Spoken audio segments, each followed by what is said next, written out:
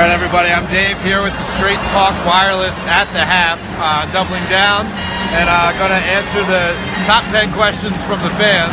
So make sure you're sending in questions so I can answer them. I'll start with some thoughts on the first half that we saw.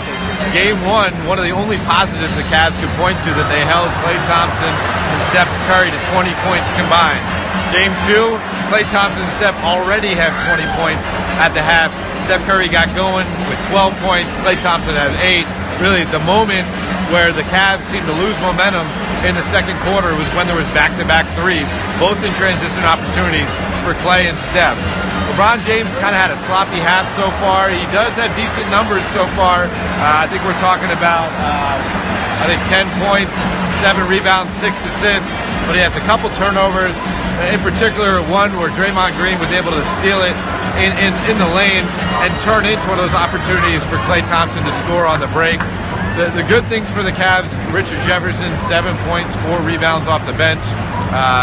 That's been a nice bright spot for them, and the Cavs got a little bit of the mojo with their second unit they were lacking in the first game. But Draymond Green's been a killer so far for the Warriors. He hit 7 of his first 10 shots, hitting open threes. We'll see, though. The Cavs were able to get back into this thing a little bit, 52-44 at the half when they fell down by as many as 15. So basically able to cut that lead in half as they go into halftime and try to make some adjustments. I want to see in the third quarter if LeBron James is able to play the way he was. I thought the officials let him get away with a lot of contact down low. He started to work his way into the lane. He's only 5 for 12 from the field, but if he can able to keep using his body to get down there and get into the position, you think maybe some of those shots start to fall. Do we have any questions we can go to? A lot of people are asking about your thoughts on the refereeing right now. I mean, I think it's been a little uneven. Cavs fans probably don't like seeing that replay of Harrison Barnes going up for the offensive rebound, hitting his forearm across Kevin Love's the back of his head, causing Love to fall down on the floor. And that play ended in an and-one opportunity for Draymond Green. You never like to see contact like that go uncalled. Now, I've seen the replay a bunch of times. I don't think it was intentional by Harrison Barnes, but you like to see a ref seeing that. Listen, the Cavs, if it comes down to officiating, probably means that they're not playing their game. They're only 3 for 10 from three-point land right now. If they don't make their open shots, they're not going to have a chance no matter what the refs do. So we'll see how the officials do in the second half. Can the Warriors sweep? A lot of people are asking about a sweep possibility. The Cavaliers have been very good on their home court all postseason long,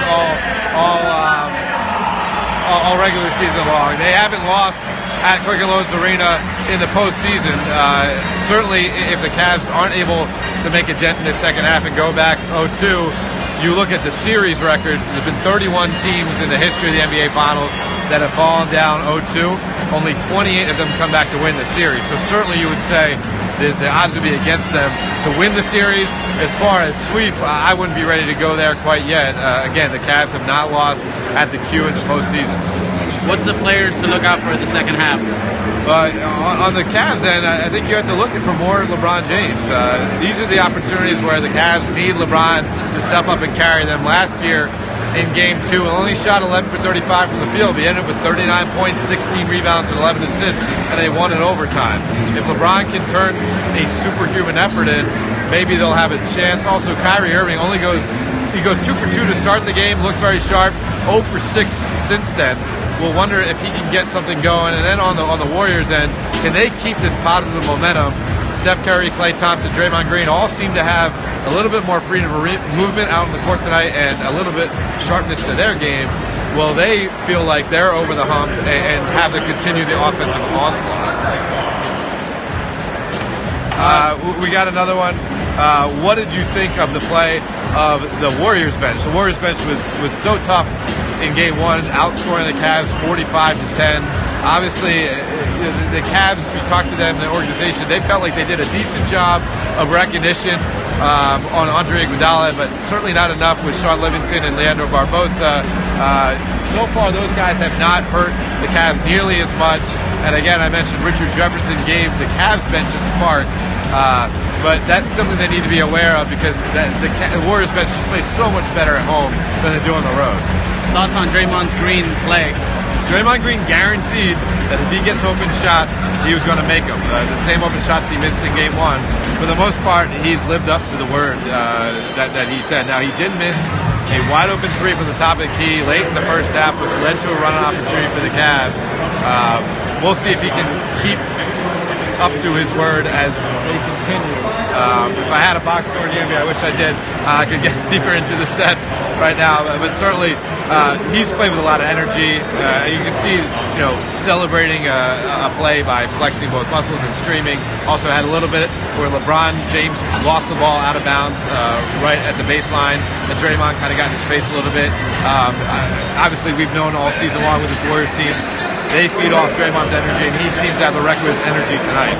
Who do you take, LeBron or Curry, if it's your team? Well, I'm not an NBA GM. LeBron is in year 13, 31 years old. Steph Curry, several years younger, coming off back-to-back MVPs. If we're trying to win one season, however, and I have to fill out the roster all blank slate other than the one person I picked, I would go LeBron James. He's just so versatile. He's a better defender. I think he makes the players around him better. That's not a slight on Steph Curry. He's a fantastic player and is legitimately one of the top 5 most dominant players, despite being 6'3", 190. But I would go with LeBron. All right, so thanks a lot for tuning in to the Verizon Straight Talk Wireless at the half. Enjoy the second half of basketball. We'll see if we get a competitive game. It was kind of slipping away at time right there, but I think the Cavs did a decent job of getting momentum back heading into the third quarter.